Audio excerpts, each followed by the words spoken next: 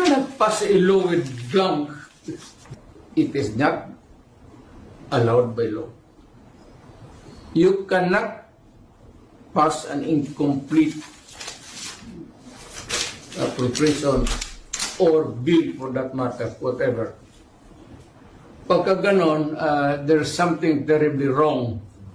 And as a matter of fact, I would say, kung may mga blanco yan lumusot, that is not a valid legislation.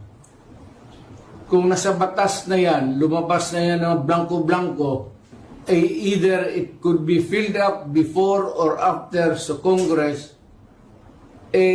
pagka ganon, what must be submitted is the true and correct figure coming out as prepared by the budget submitted to Congress for appropriation.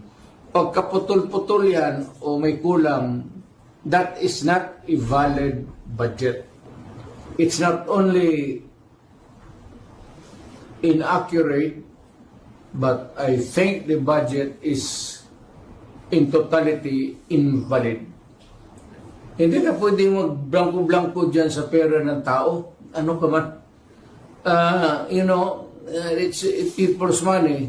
Maglagay ka ng mga mga provisions, but without the true and correct items or money that would be appropriated by Congress, by the people owning the money. So everything must be explained clear, patent, without doubt. I would like to remind Congress, mali ho yan. It's invalid. Please correct it. Or recall the budget and demand an explanation kung bakit dumating sa inyo yan na ganon kablangko.